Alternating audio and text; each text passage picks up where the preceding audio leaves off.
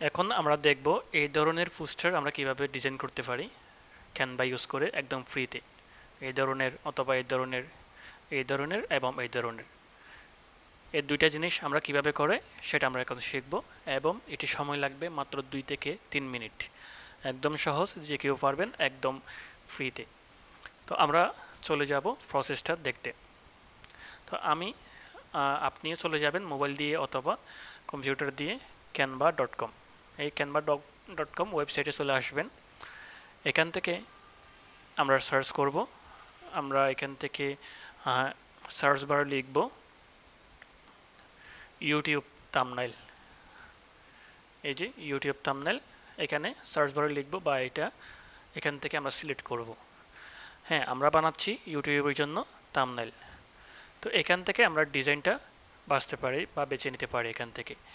তো আমরা এখান থেকে জাস্ট ফ্রিটা ইউজ করব, এবং পেইডগুলো বা যেগুলো টাকা দিয়ে কিনতে হয় সেগুলো ইউজ করব না।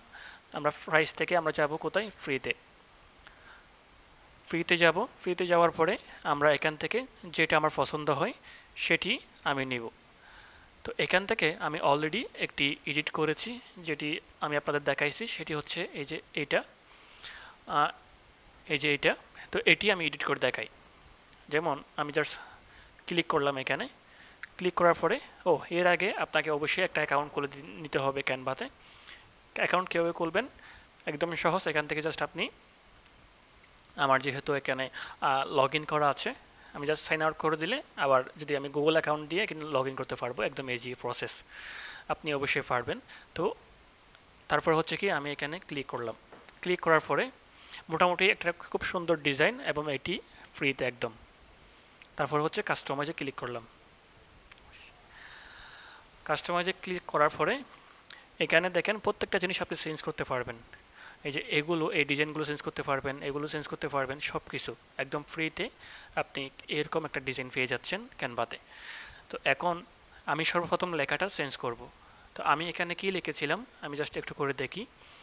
এখানে লিখেছিলাম ফেসবুকে অ্যাডমিন নিয়োগ।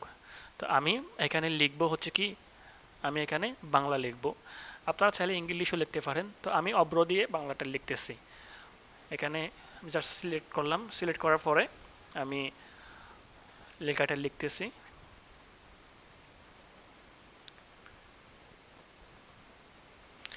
তারপরে এটি জাস্ট একটু করে বড় করে দিলাম।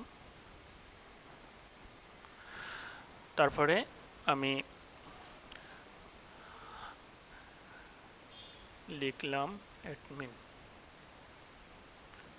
ওকে, লেখার পরে তারপরে আছে এই লেখাটার মধ্যে আমি দিব নিয়োগ।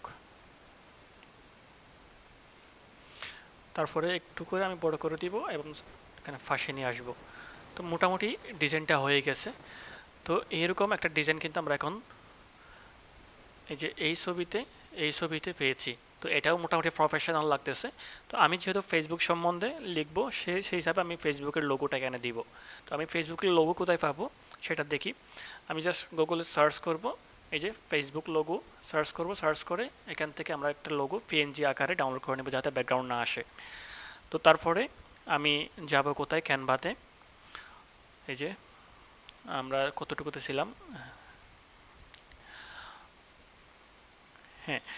তো এখানে এখানে যাওয়ার পরে আমরা কি করব, এই যে আপলোডে আপনি মোবাইল ভার্সন ইউজ করলেও পাবেন। এই যে আপলোডে যাবেন। আপলোড থেকে জাস্ট আপলোড থেকে আপনি এই ফাইলটা সিলেক্ট করবেন এবং এখানে ওপেন দিয়ে আপলোড দিয়ে দিবেন। এখানে আপলোড দেওয়ার পরে আপনার ঠিক এই জায়গায় চলে আসবে। এখানে জাস্ট আপনি কি করবেন, জাস্ট এভাবে একটা ধরে জাস্ট এইভাবে ড্র্যাগ করে এখানে নিয়ে ছেড়ে দিবেন। জাস্ট কাজ শেষ। এখন আপনি সেভ করবেন কিভাবে, যদি এটার দরকার পড়ে আপনি আবার এদিকে ওদিক নাড়াতে পারেন।